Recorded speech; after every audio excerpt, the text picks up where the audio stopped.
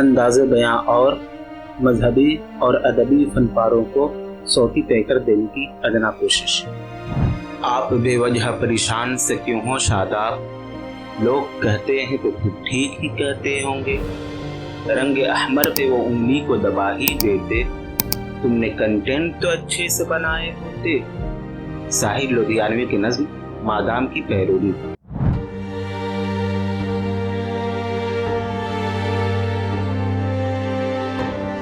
افسانہ معصوم بچہ، کہانی کار پریم چند، آواز و تزئین کاری رضا انصاری۔ یہ افسانہ پریم چند کے مجموعہ واردات سے ماخوذ ہے۔ اس میں مرکزی کردار کی حیثیت سے گنگو اور گومتی کا ذکر آیا ہے۔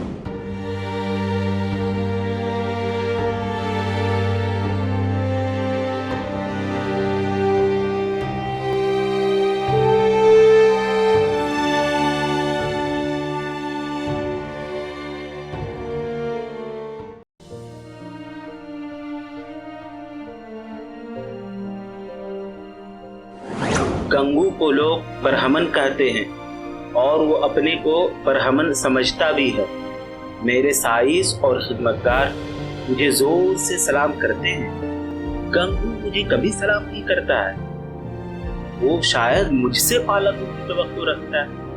میرا جھوٹا گلاس کبھی ہاتھ سے نہیں چھوٹا اور نہ کبھی میری اتنی ہمت ہوئی اس سے پنکھا جلنے کو کہوں۔ جب میں پسینے میں تر ہوتا ہوں اور وہاں کوئی دوسرا آدمی نہیں ہوتا تو گنگو آپ پنکھا اٹھا لیتا ہے، لیکن اس کے چہرے سے صاف عیاں ہوتا ہے کہ وہ مجھ پر کوئی احسان کر رہا ہے، اور میں بھی نہ جانے کیوں فوراً ہی اس کے ہاتھ سے پنکھا چھین لیتا ہوں۔ تیز مزاج آدمی بات کی برداشت نہیں۔ ایسے بہت کم آدمی ہیں جن سے اس کی دوستی ہو۔ سائس اور خدمتگار کے ساتھ بیٹھنا شاید وہ کسر شان سمجھتا ہے۔ میں نے اسے کسی سے بے تکلف ہوتے نہیں دیکھا، نہ میلے تماشے میں جاتے دیکھا۔ حیرت یہ ہے کہ اسے بھنگ بوٹی سے بھی شوق نہیں، جو اس طبقے کے آدمیوں میں ایک غیر معمولی وصف ہے۔ وہ کبھی پوجا پاٹ نہیں کرتا اور نہ اسے ندی میں اشنان کرنے کا خط ہے۔ بالکل ناحرف شناس آدمی ہے، لیکن پھر بھی وہ برہمن ہے اور چاہتا ہے کہ دنیا اس کی تعظیم اور خدمت کرے، اور کیوں نہ چاہے جب اجداد کی پیدا کی ہوئی ملکیتوں پر آج بھی وہی لوگ قابض ہیں اور اسی شان سے قابض ہیں گویا انہوں نے خود پیدا کی، تو وہ کیوں اس تقدس اور امتیاز کو ترک کرتے جو اس کے بزرگوں نے پیدا کیا تھا؟ یہی اس کا طریقہ ہے۔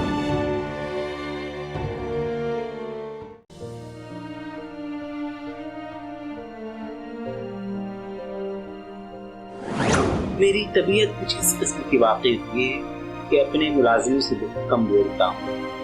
میں چاہتا ہوں جب تک میں نہ بلاؤں کوئی میرے پاس نہ آئے۔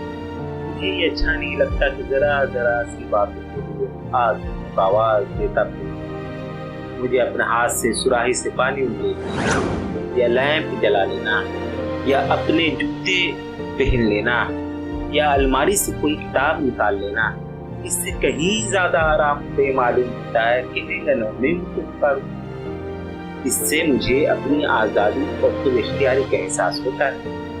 نوکر بھی میرے مزاج سے واقف ہو گئے اور بلا ضرورت میرے پاس بہت کم آتے ہیں۔ اس لیے ایک دن الگ صبح جب گنگو میرے سامنے آ کر کھڑا ہوا تو مجھے کچھ ناگوار گزرا۔ یہ لوگ جب آتے ہیں تو یا تو پیشگی حساب میں کچھ مانگنے کے لیے یا کسی دوسرے ملازم کی شکایت کرنے کے لیے، اور مجھے یہ دونوں حرکتیں حد درجہ ناپسند۔ میں پہلی کو ہی ہر ایک کی تنخواہ بے باک کر دیتا ہوں، اور بیچ میں جب کوئی مانگتا ہے تو مجھے غصہ آتا ہے۔ کون 2 4 روپے کے حساب رکھتا پھرے؟ پھر جب کسی کو منہ بھری مزدوری مل گئی تو اسے کیا حق ہے کہ اسے 15 دن میں خرچ کر دے اور قرض یا پیشگی کی ذلت اختیار کرے؟ اور شکایتوں سے مجھے سخت نفرت ہے۔ میں شکایت کو کمزوری کی دلیل سمجھتا ہوں یا خوشامد پرستی اور امداد طلبی کی کمی نہ کوشش۔ میں نے چی بجبی ہو کر کہا، کیا معاملہ ہے؟ میں نے تو تمہیں بلایا نہیں۔ گنگو کے تیکھے بے نیاز چہرے پر آج کچھ ایسی لجاجت، کچھ ایسی التجا، کچھ ایسا حجاب تھا کہ مجھے تعجب ہوا۔ ایسا معلوم ہوا کہ وہ کچھ جواب دینا چاہتا ہے مگر الفاظ نہیں مل رہے ہیں۔ میں نے ذرا اور تیز ہو کر کہا، آخر بات کیا ہے، کہتے کیوں نہیں؟ تم جانتے ہو یہ میری ہوا خوری کا وقت ہے، یہ دیر ہو رہی ہے۔ گنگو نے مایوسانہ لہجے میں کہا، تو آپ ہوا کھانے جائیں، میں پھر آ جاؤں گا۔ یہ صورت اور بھی پریشان کرنے والی ہے۔ اس رواداری میں 1 منٹ میں وہ اپنی سرگزشت کا سنائے گا۔ وہ اتنا جانتا ہے کہ مجھے زیادہ فرصت نہیں۔ دوسرے موقع پر تو کم بخت گھنٹوں روئے گا۔ میرے کچھ لکھنے پڑھنے کو تو شاید کام سمجھتا ہو، لیکن غور و خوض کو جو میرے لیے انتہائی مصروفیت ہے وہ میرے آرام کا وقت سمجھتا ہے۔ یقیناً یہ اسی وقت آ کر میرے سر پر سوار ہو جائے گا۔ میں نے تلخی کے ساتھ کہا، کچھ پیشگی مانگنے آئے ہو؟ میں پیشگی نہیں دیتا۔ جی نہیں سرکار، میں نے تو کبھی پیشگی نہیں مانگی۔ کیا کسی کی شکایت کرنا چاہتے ہو؟ مجھے شکایتوں سے نفرت ہے۔ جی نہیں سرکار، میں نے تو کبھی کسی کی شکایت نہیں کی۔ تو پھر خواہ مخواہ کیوں سر پر سوار ہو گئے؟ گنگو نے اپنے دل کو مضبوط کیا۔ اس کے بشرے سے معلوم ہو رہا تھا کہ وہ گویا کوئی جس لگانے کے لیے اپنی ساری قوتوں کو مجتمع کر رہا ہے۔ آخر اس نے کہا، مجھے اب آپ چھٹی دے دیں، میں اب آپ کی نوکری نہ کر سکوں گا۔ یہ اس قسم کی پہلی استدعا تھی جو میرے کانوں میں پڑی، میری خودداری کو چوٹ دی۔ میں جو اپنے آپ کو انسانیت کا پتلا سمجھتا، اپنے ملازموں سے سخت کلامی نہیں کرتا، اپنی عقائیت کو حتی الامکان نیام میں رکھنے کی کوشش کرتا ہوں، اس درخواست پر کیوں نہ حیرت میں آ جاتا؟ تحکم کے لہجے میں پوچھا، کیوں، کیا شکایت ہے؟ آپ نے تو حضور کی اس میں ایک طبیعت پائی ہے، ویسے کیا کوئی پائے گا، لیکن بات ایسی آ پڑی ہے کہ اب میں آپ کے یہاں نہیں رہ سکتا۔ ایسا نہ ہو پیچھے سے کوئی بات ہو جائے تو آپ کی بدنامی ہو۔ میں نہیں چاہتا میرے دل سے آپ کی آبرو بٹا لگے۔ میرے دل میں الجھن پیدا ہو، دریافت حال کا اشتیاق پیدا ہو، ہوا خوری کا نشہ اتر گیا۔ توکل کے انداز سے برآمدے میں پڑی کرسی پر بیٹھ کر بولا، تم تو پہیلیاں بجھوا رہے ہو، صاف صاف کیوں نہیں کہتے، کیا معاملہ ہے؟ گنگو نے مجسم معذرت بن کر کہا، بات یہ ہے کہ عورت جو ابھی بدھوا آشرم سے نکال دی گئی ہے، وہی گومتی دیوی۔ وہ خاموش ہو گئے۔ میں نے بے صبر ہو کر کہا، ہاں نکال دی گئی ہے تو پھر تمہاری نوکری کا اس سے کیا تعلق؟ میں اس سے بیاہ کرنا چاہتا ہوں۔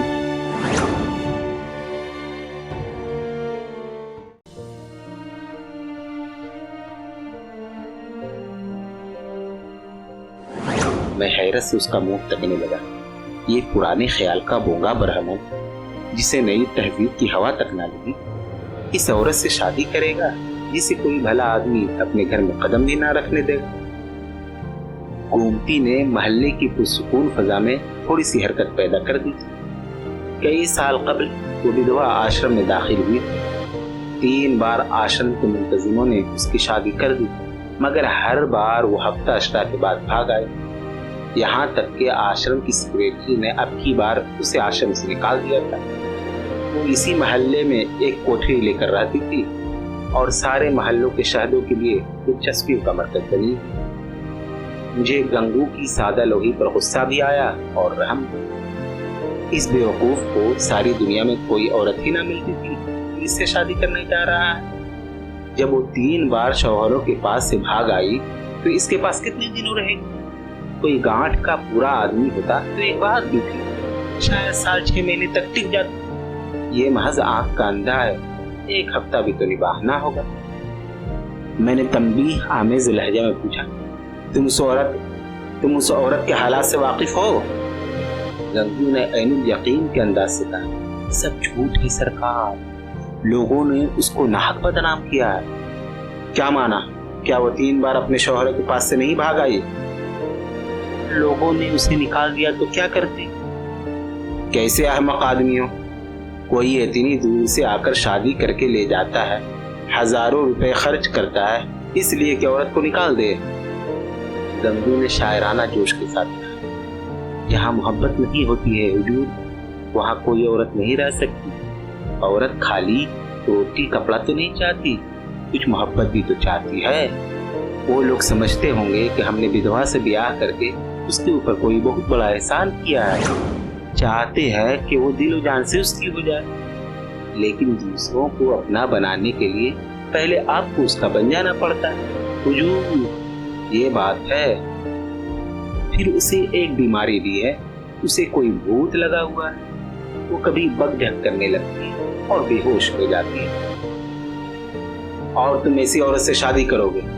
میں نے شبہ کے انداز سے سر ہلا کر کہا، سمجھ لو زندگی تلخ ہو جائے گی۔ گنگو نے شہیدانہ سرگرمی سے کہا، میں تو سمجھتا ہوں میری زندگی بن جائے گی، آگے بھگوان کی مرضی۔ میں نے زور دے کر کہا، تو تم نے طے کر لیا ہے؟ ہاں حضور۔ تو میں تمہارا استعفیٰ منظور کرتا ہوں۔